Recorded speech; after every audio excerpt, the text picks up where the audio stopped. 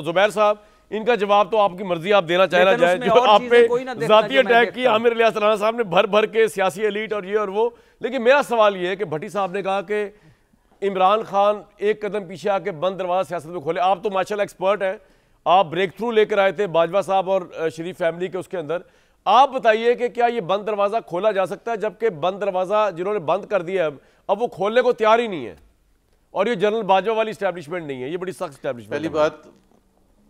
پہلی بات تو میں یہ عامر الیاس رانا صاحب سے گزارش کروں گا, یار میرے پر آپ ضرور اٹیک کریں لیکن میری فیملی کو بیچ میں نہ لے کے آئیں, اور خاص طور پر اسد عمر کی سیاست بالکل الگ تھی اور میری مختلف تھی.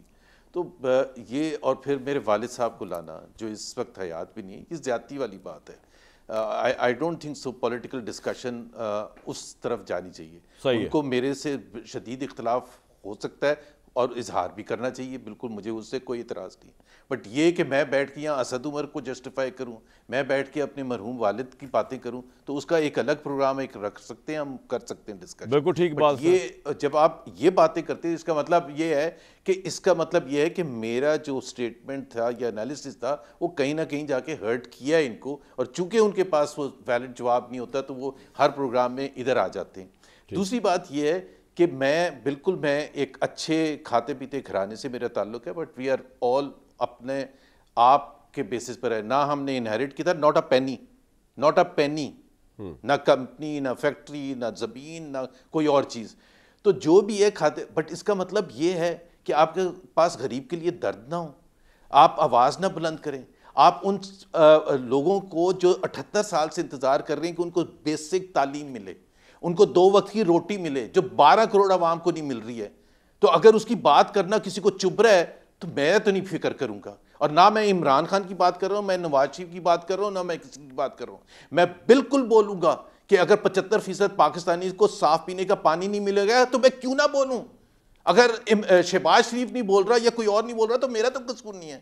اگر 40% بچے سٹنٹڈ ہیں, اگر وہ میرے بچے ہیں تو میں نہیں بولوں گا, لیکن ہم سایوں کے غریبوں کے بچے ہیں تو ہم چپ کر کے بیٹھے رہے, ہمیں کوئی فکر ہی نہ ہو, ہم مذاق اڑائیں بیٹھ کے, اور ہم یہ جواب دیں گے جی وہ 70 کی دہائی میں کیا ہوا تھا. یار یہ تو بڑی زیادتی. آپ اگر کہہ رہے ہیں کہ جی آپ ڈس ایگری کرتے ہیں اس چیزوں سے, 40% پاکستان الٹریٹ ہے, ہم بات کرتے ہیں ترقی یافتہ ملکوں کی. کہاں تھا ملائیشیا, کہاں تھا کمبوڈیا, کہاں تھا ویتنام, کہاں تھا انڈیا, ہمارے سے بہت پیچھے تھے, اب وہ آگے نکل گئے. آپ ان کے تعلیم کا معیار دیکھیں, آپ صحت کا معیار دیکھیں, آپ ٹیکس کا سسٹم دیکھیں.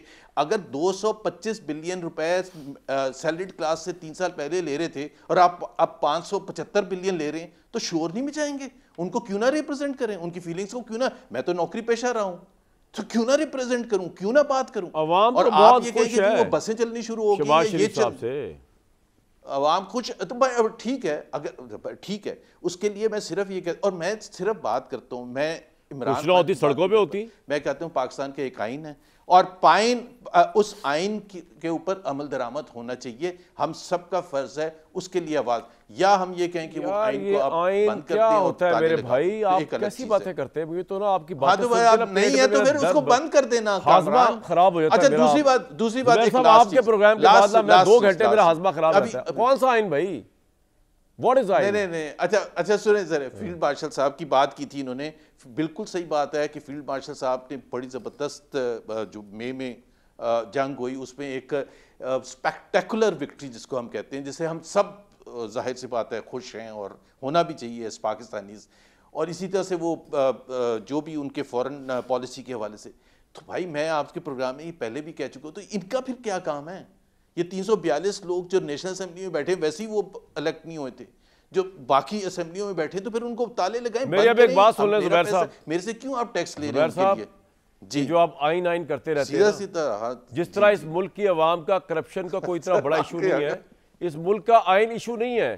ادروائز اگر یہ آئین کوئی بڑی مقدس چیز, میری بات تو سن لیں سر, میں آپ کو دلیل دے رہا ہوں نا, اگر یہ آئین کوئی بڑی مقدس چیز ہوتی تو جب یہ پہلی دفعہ وائلیٹ ہوا تھا عوام باہر نکلتی, دوسری دفعہ ہوا تھا عوام باہر نکلتی, تیسری دفعہ ہوا تھا عوام باہر. بھئی عوام نکل نہیں کسی مارشل لا کے خلاف, تو عوام از اوکے, عوام gives a damn about this آئین. یار آپ بلا وجہ عوام کے لیے اتنے ہلکان ہوئے جا رہے ہیں, آپ کو بڑا عوام کا احساس ہے.